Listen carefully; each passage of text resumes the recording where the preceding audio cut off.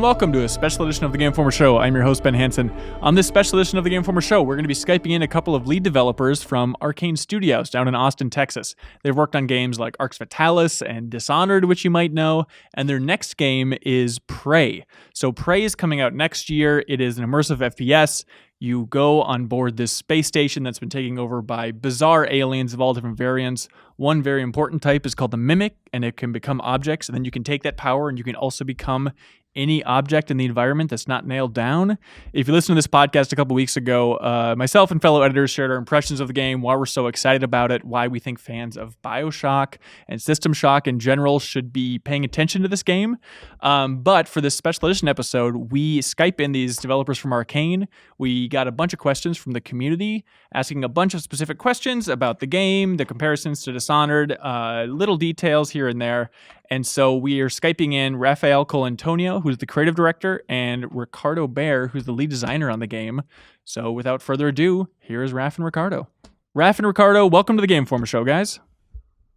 Thank you. Yeah, it's an honor to have you. So we have a bunch of questions from the community, all about Prey, trying to figure out more details about the mysterious sci-fi space game you guys are making. But to kick things off, just want to talk about the earliest days of this project and maybe where it came from. I remember on the cover story trip, you talked a lot about Arx Fatalis, an early Arkane game that you wanted to get back to the roots of. But what were those early discussions like? When we were first talking about making a new game, it was obvious from the get-go that we were going to do a first-person game with the same values that we've been doing for pretty much 17 years now. And our first game was Arx Fatalis. Our last game was Dishonored. And if you really look at both, they share a lot of values. All of them are in this space, in this continuum, somewhere between like action, RPG, first person, immersion, all that. And to a lesser or more degree, based on which game we did. So for this game, we wanted to go back to something a little more on the RPG side, a little more open. A little less actiony, probably, even though there is still a lot of action. In fact, now that the game is almost finished, but it's I would say yes, it's a game that is a little more like Arx as far as the structure goes and the amount of things that you can do and the quests that are open, etc. But it also has a lot of legacy from Dishonored. Why more RPGs? Do you feel like the industry was just ready for that, or was it just a nice marriage with a sci-fi theme? It's just what we wanted to do. Yeah, we think about the industry stuff a little bit, but like a lot of it just comes from what we're interested in as gamers. We're into those kinds of games. We like those kinds of features, and this genre of games too. Like it just lends itself really well to like saying, you know what, let's put a little splash of this from this other kind of genre into the game a little bit. Yeah, because it's sort of a kitchen sink game, Yeah, for sure. Actually, the first question is from somebody named Me Wizardry, and they're asking something in that vein. They are wondering, in broad terms, do you guys have discussions about other games in the genre before designing the basic layout and story of Prey, or does that occur naturally throughout the production later on? Do you start out with a bullet point list of like, these games are good reference points, or just in the middle of development, do you realize, an RE4 style inventory would work pretty well for this time around? Yeah, I guess there's a bit of both. When we start, we only have an idea of the vision, and it's not so much into detail, but it's more into like what we want the player to experience, to feel, as far as like the power fantasy and the big beats. We don't think so much into the inventory should be exactly like this or whatever. And but yes, we still have a few references, of course. We think of a few other games and say, it would be cool if we had whatever the kind of pace of System Shock 2 or something. But then later on, as we make the game, there are definitely moments where we, a moment, for example, for the we call it the mini inventory or whatever. When we were doing the inventory system, we were also playing Fallout 4. And then we came back one day and said, you know what, we should implement the direct mini inventory that they have. So we do both. Oh, the quick loot. Yeah, that's a good example. Yep. Oh, perfect. So Nemrex is asking something a little bit similar. He's just wondering specifically, how much do games like Bioshock and Dead Space influence your design? I noticed a lot of people are getting excited off of Prey when they first saw that QuakeCon footage, realizing, oh, this looks more like Bioshock than I expected. People said that about Dishonored initially as well. They were like, there were a couple of games, but like people were like, this looks like Bioshock, this looks like Half-Life, etc. But then when the game came out, people were like, okay, yeah, I can see that there's like splashes of that stuff because obviously we love those kind of games, but it has its own identity. And everybody on the team comes to the table with like the backlog of games that they have loved and played, and that has undoubtedly always has an influence on decisions and the way things turn out, right? You just can't help it. Even if you don't say the name of the game, like it's in the back of your head, it's part of your history as a gamer, and so of course it's going to influence things. And so all of those games, like in the immersive, first person actiony RPG type game genre, all of those have an influence, and many of us have worked on those games. So Deus Ex, Bioshock, Arx Fatalis, all of those things feed into this stew that we're part of. Just to hone in on one specific thing, in the QuakeCon footage, people saw a wrench early in the game. Will be one of the weapons. You see that as just a staple of the genre? Is it like a classic thing? It's like, well, you gotta have a wrench as your basic melee item in these types of games. I don't know. I'm not sure it started this way. We knew we needed melee, one form of melee, and as we wrote the story, and I'm not gonna mention how you get the wrench, but it all makes sense. It was like more like a consequence of the setup that we had. So a question from Twitter, Alfie. He's wondering, how free will you be able to explore the space station? How much freedom are you guys affording players in this game? It depends. We call it an open space station game, which means eventually you will have free reign of the entire space station, inside and outside. But early in the game, you of course have limitations placed on like the fact that maybe you haven't found the key to the shuttle bay yet, or the fact that the alien that's guarding the entrance or that's moving around near the entrance to a certain lab is just way too hard for you to deal with at the moment. Or you may not have an ability that would grant you access to like a higher, the second story of the lobby, that kind of stuff. But eventually, you get to the point where you can look at the map of the space station. The elevator is open, all the airlocks are open, and you can go anywhere you want. Gotcha. Ordinary Goose is wondering something in that vein. They say, I distinctly remember in the cover story for Dishonored way back in the day, the lead level designer, which I believe might have been you, Ricardo, was talking about how easy it was to chain double jumps and blinks to get out of the map. Considering Prey takes place in an enclosed space station instead of a wide open city, is it easier to design spaces that players can't accidentally break, or has the new powers like Mimic made it equally or even more problematic to design fun, stable levels? That's a great question. So in fact, it was Christophe Carrier that said that, because back then, you know how it works. The designers, we actually have some separation in between. It's not like total separation, but like some are designers and some are level designers. And the designers, sometimes they come up with systems that are kind of not in context of the levels themselves. And then when we bring those systems to the level designers, sometimes it creates funny things like that. In the case of Prey, because everything is there are walls and ceilings everywhere, etc. It's a space station basically. So we don't exactly have the same problem in this case. It's actually a strength for level design. It's a nice flexibility, so that we can really ensure that the player won't go out of the forbidden space. But it's true that the Mimic power did bring some new stuff, but it's inherent to our kind of games. Probably our version of breaking the level is the characters you meet are killable, whereas in Dishonored, the Hound Pit's pub was protected. You could kill somebody, but then the game would just say game over, right? Whereas in this case, we're just letting the game. We let the game keep going. So survivors are rare, but when you meet them, they could end up being killed by an alien, or you could kill them yourself. It's not like trivial to kill them, but if you do, then the game just keeps going and you have to deal with it, and that's probably our version of that. It's a little hard to go like, oh crap, what if this quest giver is gone? What do we do now?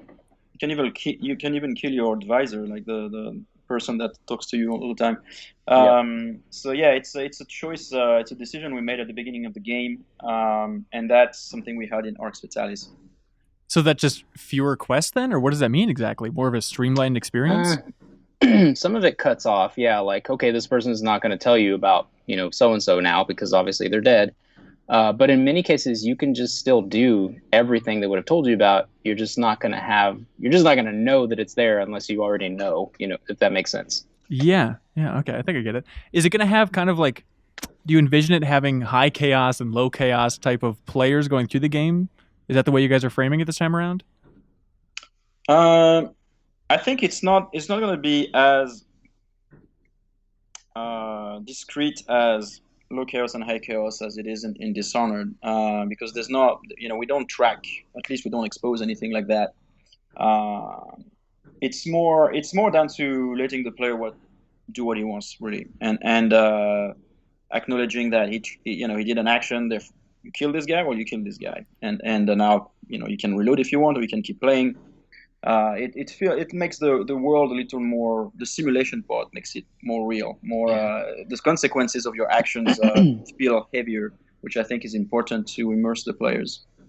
I think our consequences this time around are more centered around the very small handful of people you meet that are still alive on the station. Okay, alive for the time being, unless you get and it's not like an overarching system like high chaos, low chaos. It's more like a direct consequence. It's like, this guy either lived or died. You helped this person or not, that kind of thing. Gotcha. Justin, there are endings though that are derived from how many people you helped, how many people you saved, etc. Oh, really? Okay. Is there anything else you guys are saying about the ending? Do you want it to be a bunch of endings? Are there a number of discrete ones you guys have in mind?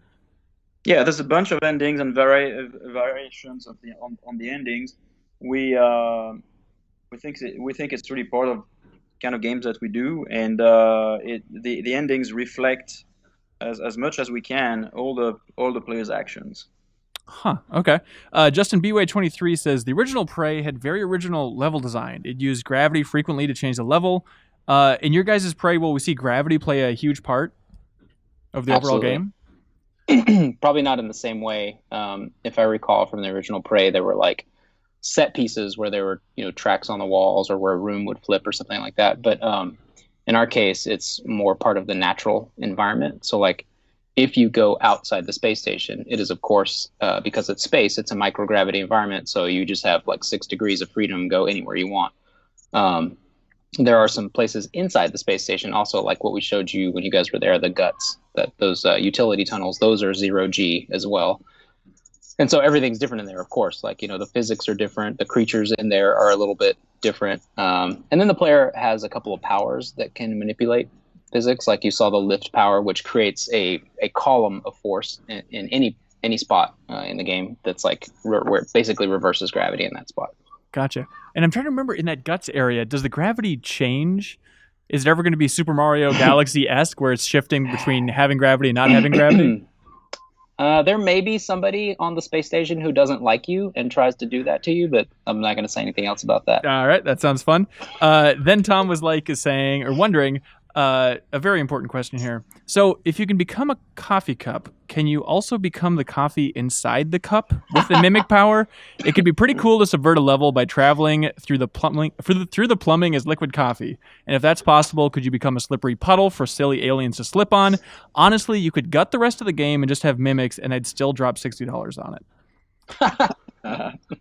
Now we're gonna feel bad because we can't mimic the liquid of the coffee. I know. Okay, so it's like T1000 rules. It can only become simple objects. Is that the idea? Basically. Okay. Yeah, so you can become a lot of objects. In fact, even complex objects such as turrets and even machines and stuff like that. Yeah, actually, Refley has the next question. Can you mimic a gun and then shoot as a gun? Maybe. Okay. Well, something that was really captivating. Go ahead. Yeah, well, I was just going to say some of those really fine point details are hard to answer because some of that stuff, we're still a ways out. We're shipping in spring. And so some of those little details like that are still on the table. So that specific point, in fact, is open for discussion right now. So it might happen, it might not, I don't know. But like Raph was just saying, you can mimic more complex machines like the operators on the station, those robots. You can mimic turrets, but you have to upgrade your mimic a few times before you get to that point. Initially, all you can do is small physics objects. Okay, interesting. And with turrets, you can shoot, of course. Yeah, definitely. Yeah. Remember on the cover trip, you said something really bizarre and fascinating, which is going back to that RE4 style inventory. You can pull out any object from your inventory and then become that object, right? Yep. And that's Absolutely. it's just a matter of whether or not there are action items instead of just flopping around on the ground as some sort of med pack or something like that. Yep. Okay, Right. got it. But can you move as every object? Is that still on the table?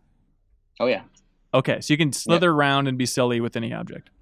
Yeah, if you mimic an operator, you can do pretty much everything that operator can do. So if it was an engineering operator, you can fly around and you can ignite your welder and burn stuff down.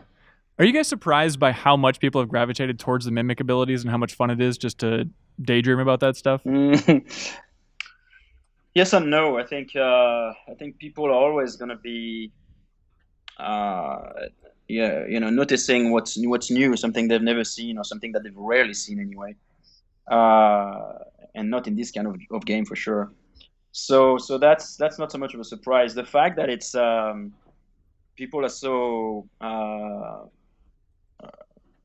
hang up on it, like they're really hooked to it already. That is interesting to us, because it's one power, one mechanic among so many. So it's not the game where all you do is turn into things. It just happens to be one of the powers. Okay. Yeah, we had a couple of things like that where when we first conceived of them and started prototyping them, there's some powers that like they make a difference in the simulation and they're cool and they're interesting, like the ability to put a physical impulse anywhere. Like that's cool, but that doesn't have a huge high concept splash. Like, oh my, it doesn't color the whole game necessarily. But things like Mimic and the glue cannon, we were like really worried about at first. Like, how are people going to perceive this? Does this change the entire game in a good way or a bad way? And Mimic was one of those. The glue cannon was one of those. At first, when we first saw a player mimic something, when we first had that prototype, it was very shocking, and we were cackling like mad, just giggling about the power. And we were like, "Is this too comical for the game?" But it's so fun. Maybe who cares? Whatever, We're really happy with it, but it's obviously has a. When you see it, you're just like, "Wow, that power is a big deal," versus something like lighting something on fire. Yeah, probably the most comedic power in the game. Is that fair to say? It can be. Okay. Can be. All right. Most obviously. Okay, there we go. That way. You can get creative with some of the other powers too. Yeah. So Shadow Wolf 3117 is wondering, are weapons upgradable, and will Morgan have a suite of weapons and gear they carry with them at all times throughout the campaign, like Dishonored? Or are the weapons going to be purely acquired on site and you lose them over time and then they come back, stuff like that? I heard, will Morgan have a Speedo weapon? Yeah, that's what Shadow Wolf is wondering. Is there a Speedo gun in the game? A Speedo weapon? No, a suite of weapons. Suite of weapons. Well, it's you can pick up pretty much any weapon. You can have duplicates of weapons. You can upgrade your weapons. You can fabricate some based on if you find the fabrication plan. What else, Ricardo? Yeah, that's pretty much it. I mean, you can carry the same weapon, the same pistol you found at the beginning of the game. You can carry it all the way to the end, and it can be totally. It has like 5 different, attributes on it that you can upgrade. So okay, I think that's what they're wondering. Awesome. Yeah. So Ordinary Goose is back with an interesting question. Is it difficult to keep the tone of the narrative and the tone of the gameplay consistent? I can't imagine how hard it would be to write a very serious sci-fi story if there's a chance that the main character will transform into a chair during every conversation. Is it difficult to tell a linear, more cinematic story when the player has so much agency in this world? First of all, I love the name. Is it Ordinary Goose? Ordinary Goose. Yeah. If you think about it, it's in some game, in any game, you can jump as well, right? So there's a level of abstraction I think that players have whenever, even in a serious scene, where you're getting briefed by the captain for some fight that is going to happen, and you could be just jumping in front of him, right? And it's a silly thing to do. However, it never occurs to anyone that right now it's silly and it removes, it makes the scene lighter or something. I think, and I think it's a little bit of the same here. You turn into objects, but it's what we do. It's what you do with it that can be a funny situation. There's no, on its own, there's nothing funny about it. You're just doing the same power that the mimics do. So I think the players will abstract that part as far as like narrative go, because the story is pretty dark, it's pretty serious. Yeah, and also it's just our philosophy at the studio that we're not so in love with like forcing the player to like, you will observe the gravitas of this scene, player. We respect more the player side of it, and just like, you know what, we did write this, we have this cool story, this cool characters, but like if you want to hop around like a coffee cup through the scene, do it. It's your game. So since it's so big on reacting to the players and what they're doing in the game, did you guys consider having like custom lines of dialogue? So in the middle of the most serious moment, when you turn into a roll of toilet paper, you can just have the NPC say like, "What the hell are you doing?" People do react to using your powers for sure. Okay. Like if and it depends. Some people will have a different reaction. Like some of the, one of the scientists on the space station will have a like, he's in awe of you reaction, because like, this is what we've been working on, and you can do it. Oh my gosh, it's amazing. You're amazing.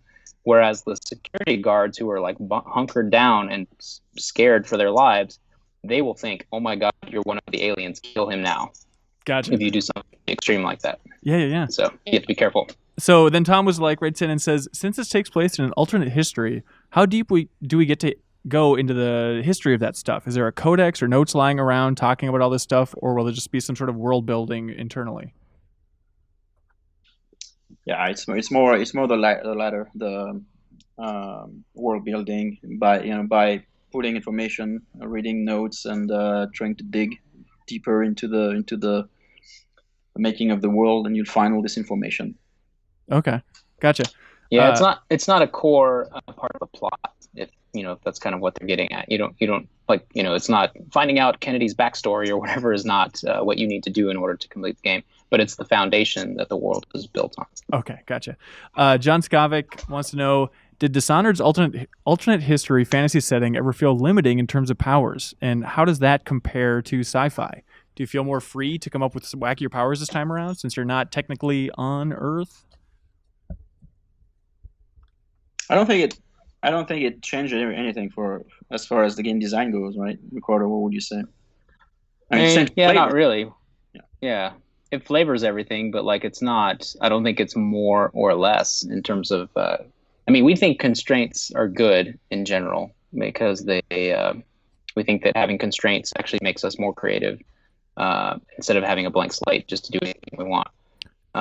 So I wouldn't say it was necessarily more constraining per se, because like, for instance, you could argue it the other way and say, well, we can't have wizards that summon demons or whatever, because that's a constraint of the fact that we're doing a science fiction game. Were there any powers during the development of Dishonored that you held on to thinking like, that's more of a sci-fi thing, maybe eventually we'll get to do something with that? Or are crazy powers just crazy powers?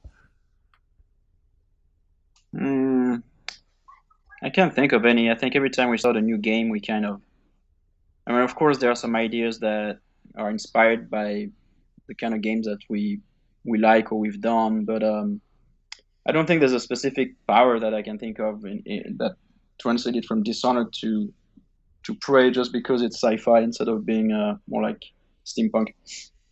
Okay. Yeah, it's more of a flavor thing. Anyways, like I think anything you can think of that's a cool game mechanic, you could translate that into the Dishonored version of it, or the Prey version of it, or some fantasy version of it, right? Like you would wizard flavor it in a fantasy game, but you could imagine like, hey, how would summoning a creature work in a fantasy game, a Dishonored game, or a Prey game? And you can imagine that version of the spell in each one of those games. The mechanics would be slightly different, but mostly it would be like just the way it's themed and the way it's communicated. Right on. Across differently. Yeah. Arcadia Screech is wondering, and you've already alluded to a little bit, are there human adversaries on the space station as well? Can you detail the game's non-Typhon enemies without spoiling the plot? And just I'm wondering if you just go into more detail about how big of a role these NPCs play. Are they going to be really main characters? Are they just little side quests along the way? Will people be following you? How big are they?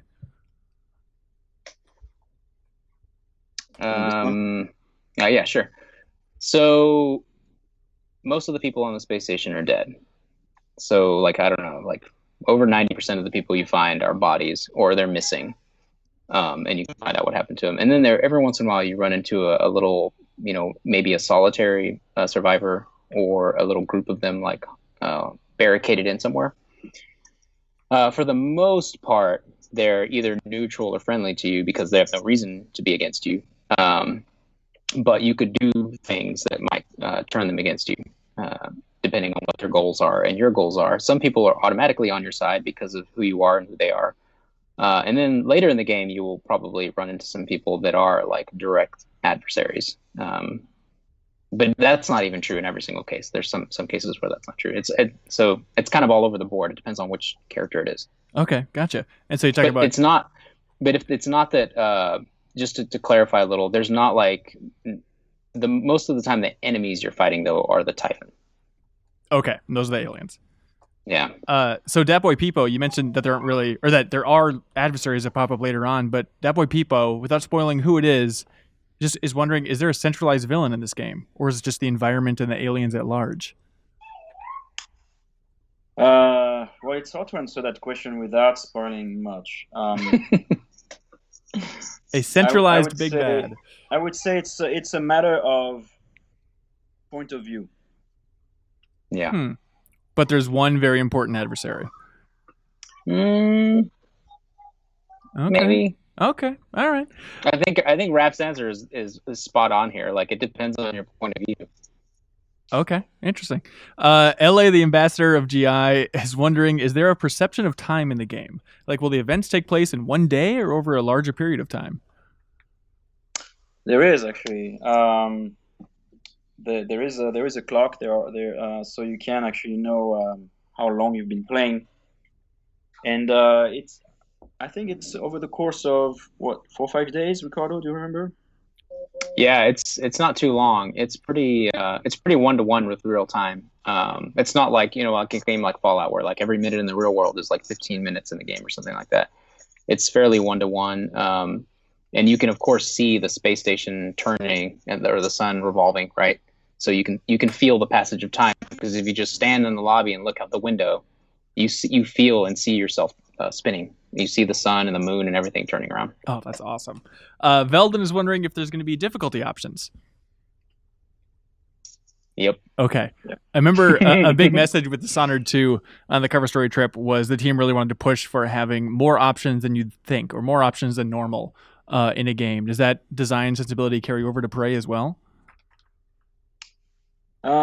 No, we've mostly gone with a more traditional type of difficulty. I think in the case of Dishonored, the Dishonored experience was so refined when Dishonored 2 was started and being made that it was clearer what kind of levers to play with. Since most of all around stealth or like how long does it take to be detected, etc., etc. So I think it makes more sense in this case for a sequel to a game that where people know very well what experience they're going to get. Okay, got it. So when we're on the cover story trip, Dishonored 2 hadn't been released yet. Is there anything from the launch or the reaction towards Dishonored 2 that has shaped Prey at all? Not really. I mean, it's too far along. We've had a rough launch on the PC, and so of course, it's. And in development, you never exactly know what you're going to see. Most of all with PC because there are so many different configurations and stuff. And unfortunately, it's what it is. It shipped, then it got patched, and now it runs really well. So of course we are paying double attention to making sure that this time the PC version is really flawless when we ship. How do you do that? Just more QA time, or what? How do you reshift priorities to make sure that isn't a problem this time around? I think there's a little bit more QA time. Also, it's a different engine, so it's the constraints are different. In the case of Dishonored, we created a new engine really, even though it's on the basis of id Tech. It's still most of it has been redone, so it's pretty much the risk and is not the same between in the case of Prey we're using the CryEngine, So it's an engine that has already shipped things before. So it's not the same configuration, but nevertheless, we are of course aware of that now, and I mean we were back then already, but it got us by surprise a little. This time we were paying more attention for sure. Yeah, gotcha. Has it been fun to watch the launch of Dishonored? Are you guys tuning into a bunch of Twitch streams? Are you watching the high-level players go nuts in Dishonored 2 now? Yeah, I mean for us it's really interesting. You know, the Austin office. I had a chance to play it mostly when it shipped. So most of us, Ricardo and I had a chance to play it a little bit before, etc., and during the development. But most of the team in Austin, they never played it. So for them, since they were working on Dishonored 1, having the opportunity to play a new Dishonored that they did not work on is actually a very strong experience. Yeah, Ricardo, did you miss that world? I did a little bit. I'm having a blast, like working on something totally different, and of course it's really fun to see what somebody else has done. You know, it's like opening a Christmas present kind of a thing. Like, wow, this level's cool. I had not seen this, yet, and so that's super fun to experience as a gamer. That's the thing, is when you are in the very privileged and lucky position that we are in to be able to make the kind of games that we would love to play. The surprise is kind of spoiled, right? Like, I'm not gonna, even though I love playing Prey, I'm not seeing it the way like somebody is who's just like opening the box for the first time. But I get to experience that on Dishonored too, and so that's wonderful. But it's got to kind of be nice for Prey to just have a little bit more of a dynamic game, at least from the outside, of you when you're playing it over the holiday break here, still don't know where all the mimics are. There's still surprises to be had compared to set piece moment after set piece moment again and again and again. Yeah, it's fun to, for instance, we got to this point on Deus Ex a long time ago where the game was baked enough and the powers were mature enough that it was fun for developers, team members to do things like, okay, I just did a playthrough as like somebody focusing on hacking and this thing, and now I'm going to do another playthrough focusing on this other thing. So Prey is like, a little while ago got to that point, and so even for us, it's fun to imagine like, okay, I'm going to do all Typhon powers and focus on, I'm going to specialize in this weapon and see how that feels to play the game. Yeah. So you mentioned that you're launching in spring. What are you guys working on now? What was the last big milestone you guys overcame? Well, we're at the phase where everything is together. The game is pretty much there, and then there are little tweaks that are super, super important, of course, because you have your entire games, all the features, but some of the features are going to be modified. Some of the features are some of the tuning, some of the difficulty, the quests, how much directions we give, etc., etc., and of course debugging, performance, etc., etc. So it's probably the most, once your game is there and providing that it has great potential and it's a good game, then the most critical part is probably those last few months of attention and love. Yeah, no time for a grand vision anymore, or changing up these big swaths, but just the details. But we make a lot of important decisions that make the game entirely different every time we take one of the decisions. Yeah. Because we have all those levers now we can play with to make the game more or less fun, and so we are scrambling to make the best game we can with the months we have now. Yeah, right on. Well, best of luck wrapping it up, guys. I'm excited to see the finished product here. Thank you. Yeah, I know a lot of people are looking forward to it, so thanks again for your time. Really appreciate it, guys. All right. Take care, man. Thank you. And that's it. So if this is your first episode of the Game Informer Show, thank you so much for watching or listening to the episode. If you are just watching, we encourage you to check out the audio version of the podcast, which is available on iTunes and Google Play. We post new episodes every Thursday, and it's normally a big group of Game Informer editors talking about exciting games on the horizon, cover story impressions, which are pretty exclusive things. We talk about the biggest games that came out. We have the reviewers down here. We also have a bunch of community emails, game trivia. We Skype in other developers for long-form interviews. So if this is your first episode, we strongly encourage you to stick around and check out the rest. But until the next episode then, we'll see ya.